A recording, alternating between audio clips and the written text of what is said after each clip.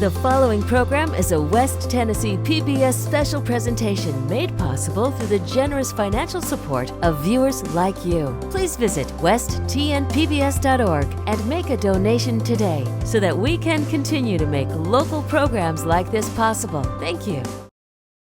The March on Washington in 1963 is still considered a pivotal moment in our history.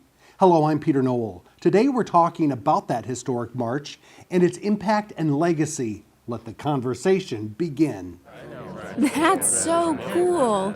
And then that's when I said that. The problem with that idea is...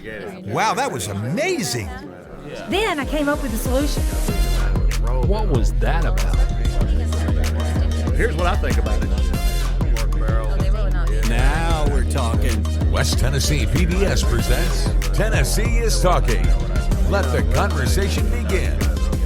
Today's Tennessee is Talking looks back to a special show WLJT did in 2013 with Harrell Carter, NAACP president of the Jackson-Madison County chapter. Tyler Hawks hosted the program.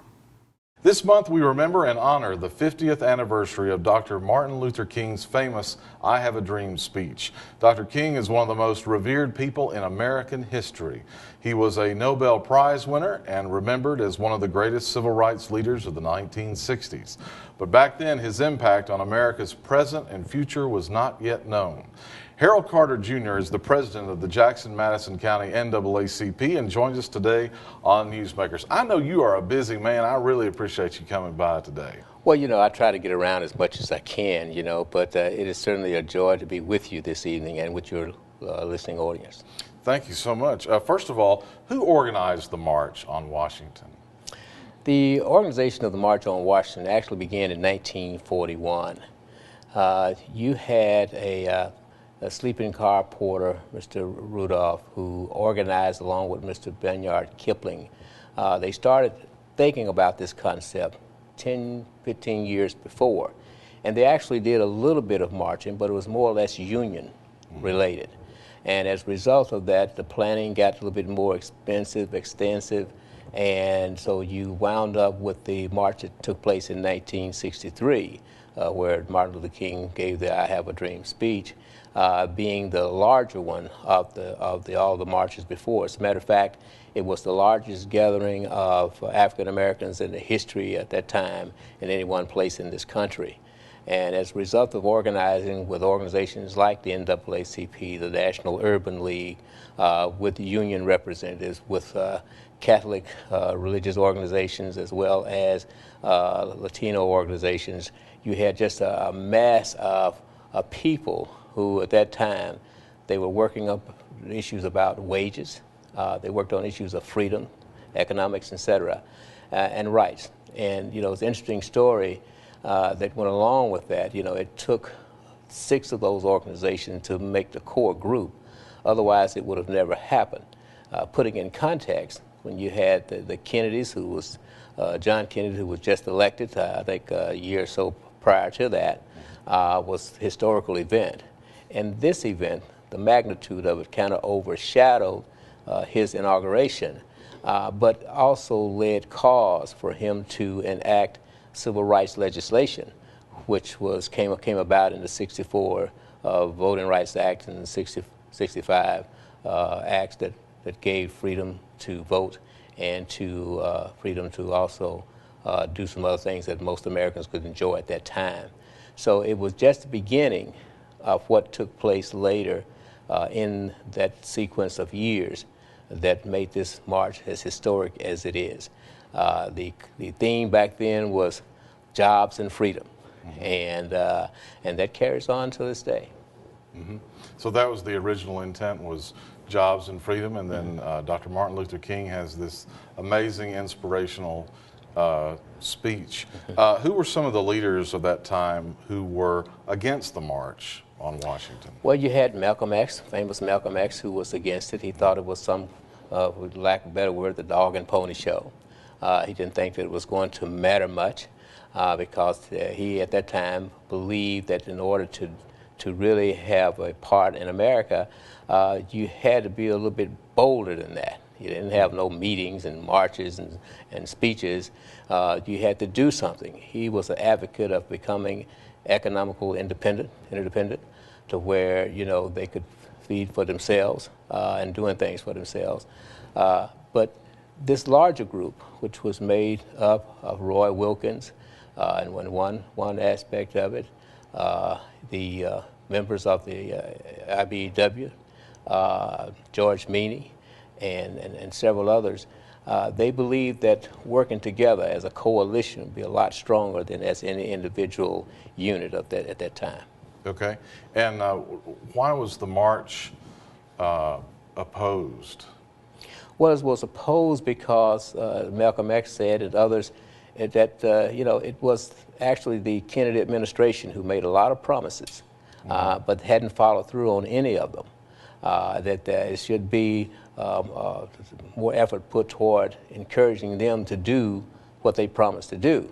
And there was others who thought that, well, this was something to divide the races, if you can believe it at that time, that it was not going to be but a militant march.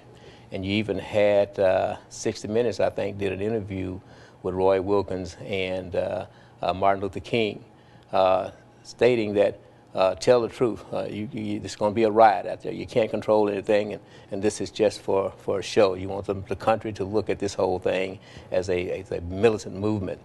And you also had the FBI at that time by Mr. Hoover, who said that this is going to be a lot of trouble and that we didn't need to amass these many people to cause all this damage potentially, including the loss of human life. He was very anti-King. So these were some of the aspects of the opposition to the march. Okay. And why do you believe it was necessary to have the March on Washington? Well, this was the first time in the history of our country at that time where you had all of these groups coming together. You had black, you had white. It was 80% black, 20% others, including Latinos. You had whites, you had other people of ethnicity, Native Americans, etc., come together for the single purpose of jobs and freedom. Back during that time, you had certain jobs that was just not available to people of color.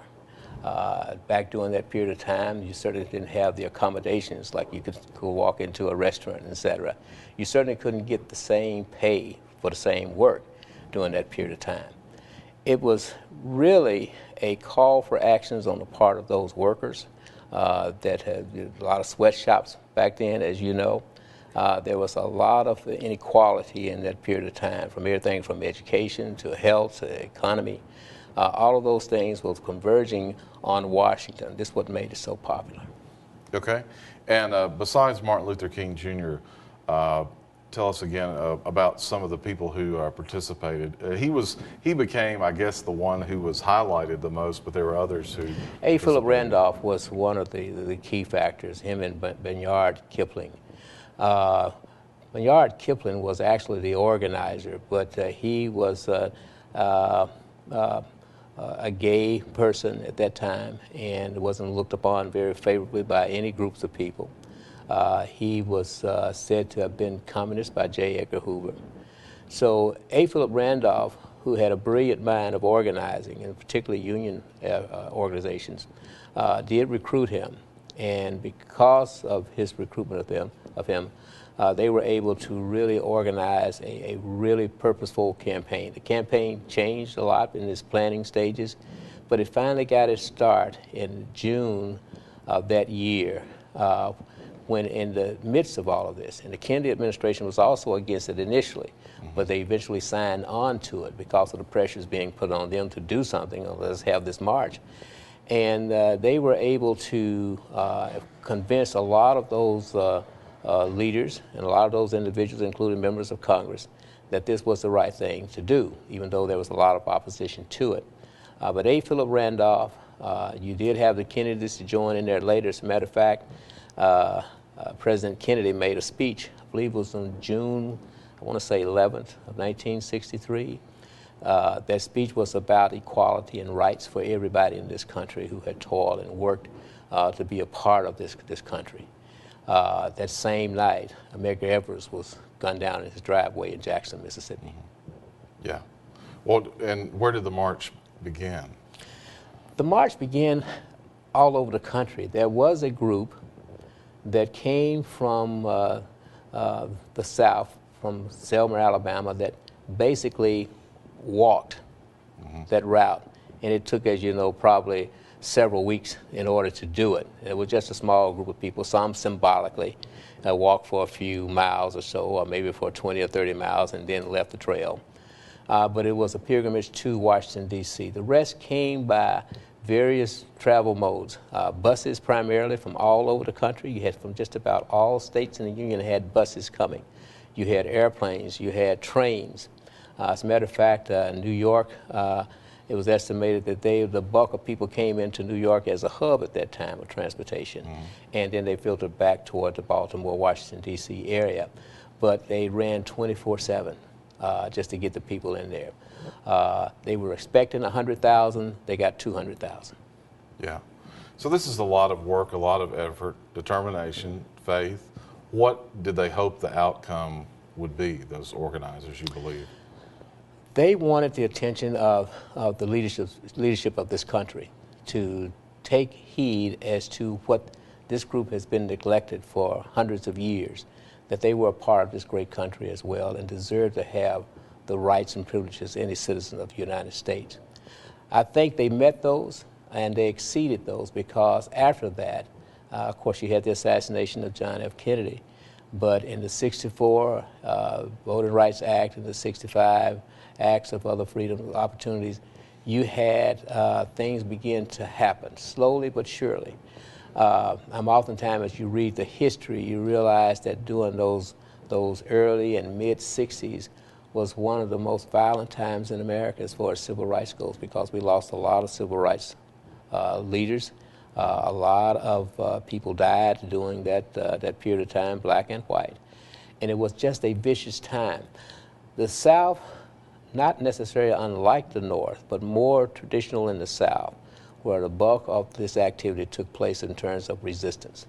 I know that the Transportation Act of the it might have been late 50s, that took place that gave public accommodations to any and all citizens was very much resisted in the South. That's when you had the Freedom Riders to take buses and to go down to Alabama, the Carolinas, and Mississippis, and the Georgias, et cetera, to really prick the interest of our nation's consciousness because of the lack of access to public accommodation. And then, of course, you see the dogs and the beatings by the police, et cetera, which was at that time televised, and which really changed the whole context of the conversation, because people actually got to see what they've been hearing, and they're looking at these beatings of citizens, and of course in some cases even death, when you had the bombings of the Baptist Church in Birmingham. Yeah. August 28th, 1963, it was a time when there's a lot of hope and dreams. And what's interesting is that Martin Luther King Jr. actually went to his script, but also spoke a little bit extemporaneously about his hope for a brighter future. Do you remember listening to that on the radio or TV? I did. It was, of course, we had a little old black and white. The screen was probably no bigger than that. And it was kind of grainy. And it showed them. And it was an interesting thing. The I Have a Dream speech was not the speech that he had prepared. Okay. The speech that he had prepared was a little bit different. But Mahalia Jackson, after he had said probably a couple of paragraphs of his speech, she hollered out, "Tell him about the dream, Martin. Tell him about the dream." Because she had heard it. This wasn't the first time he gave that speech. She had heard it in Detroit months earlier. And he just transitioned, and it fit the time perfectly. And I've read that Peter, Paul, and Mary actually were some of the performers. So it's like music brings everyone together somehow. It does. And the same thing goes for, what we're about to experience here with this march coming up this weekend. It's not just the celebration of the anniversary. It's actually continuing the work that that group of individuals started.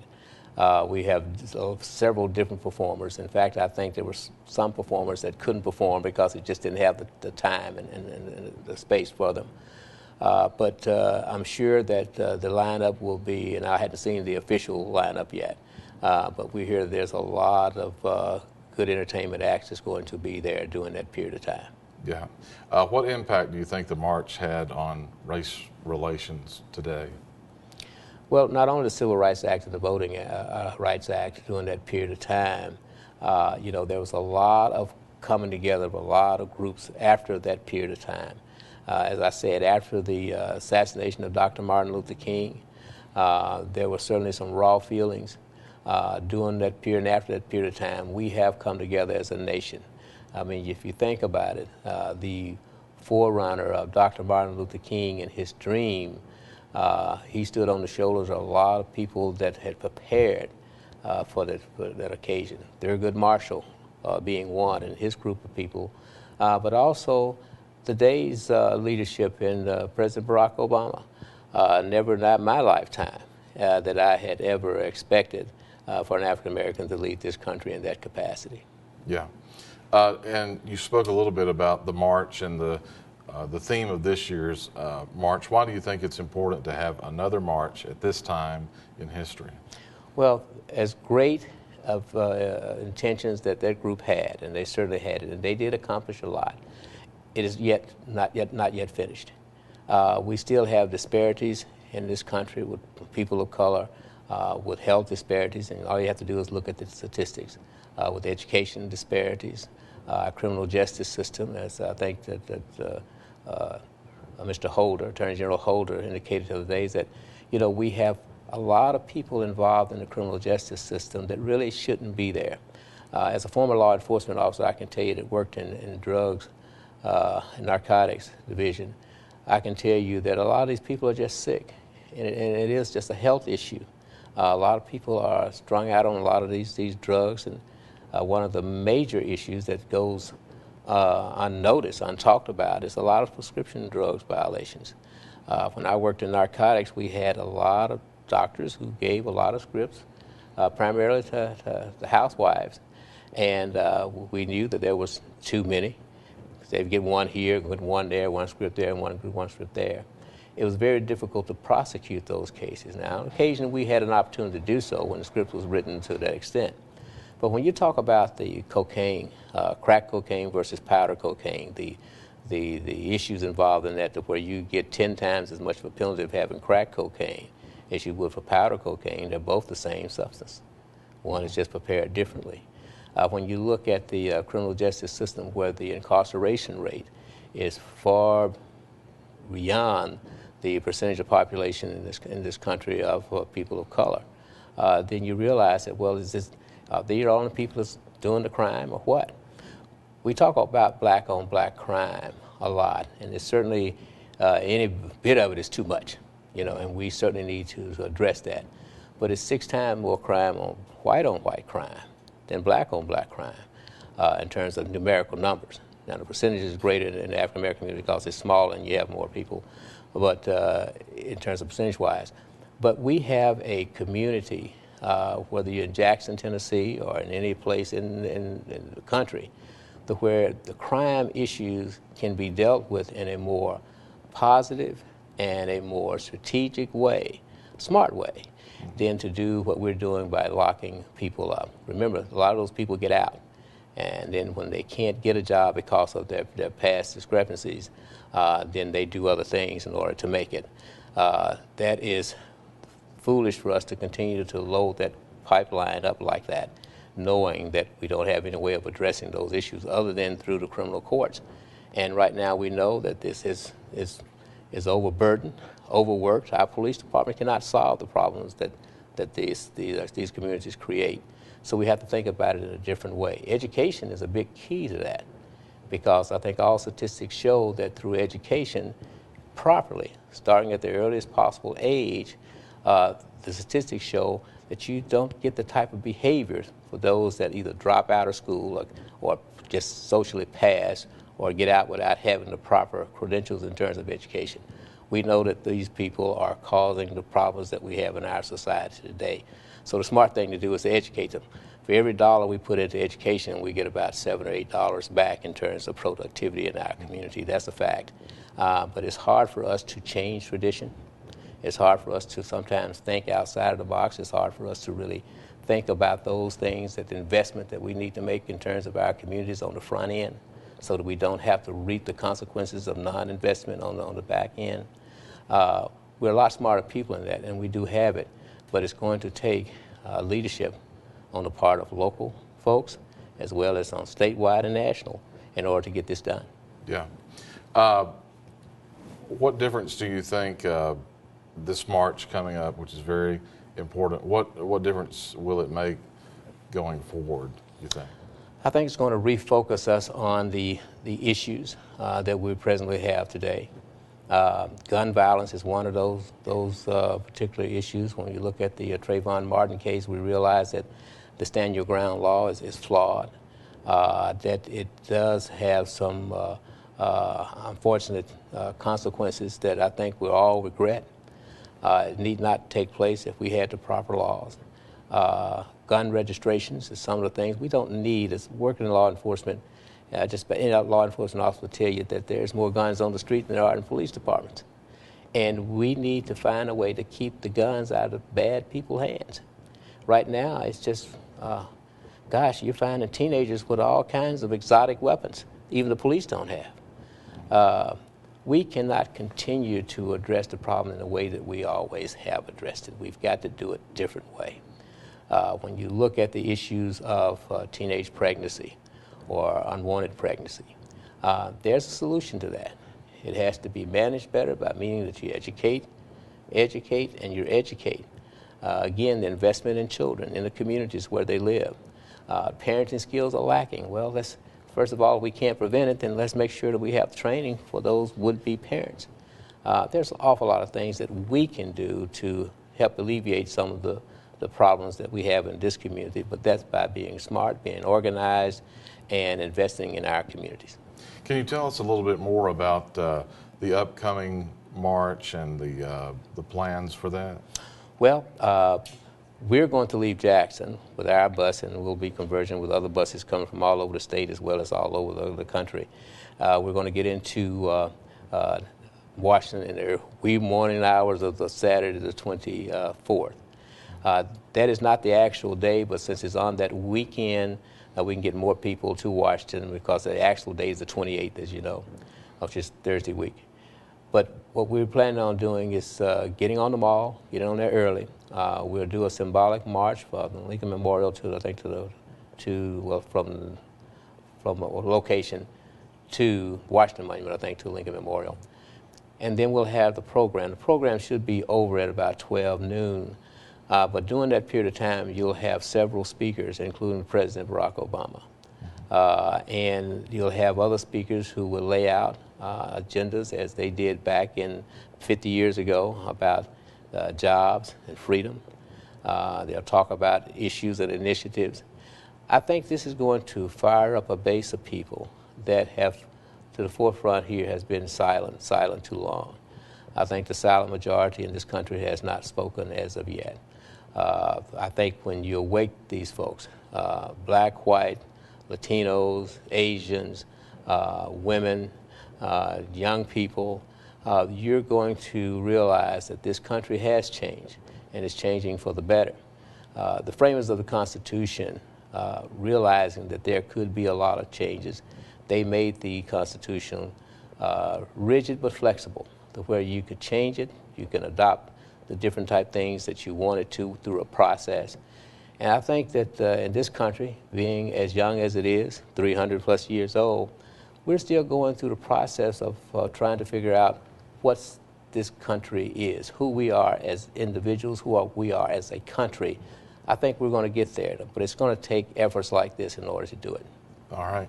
Harold Carter, they say a good man is hard to find, and you're definitely one of those good guys trying to fight the good fight every day. And we appreciate you coming by and being on Newsmakers. We thank you so much. Well, thank you. Well, that's our time for this edition of Tennessee is Talking.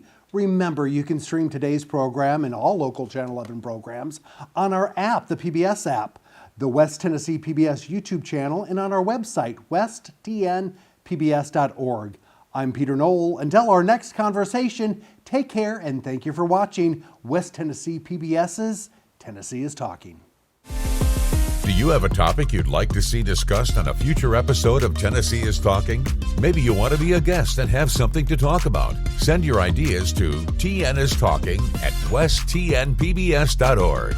Include all your contact information and let the conversation continue.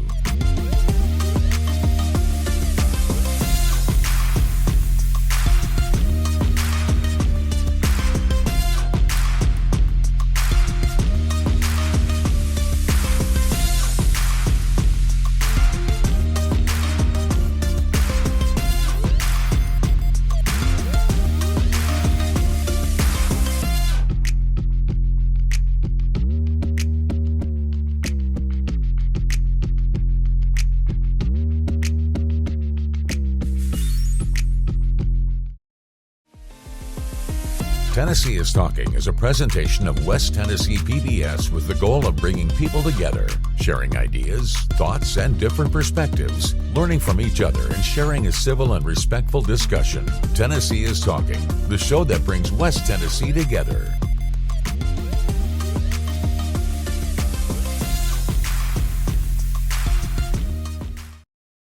The program you've been watching was made possible through the generous financial support of West Tennessee PBS viewers like you. Please visit westtnpbs.org and make a donation today so that we can continue to make local programs like this possible. Thank you.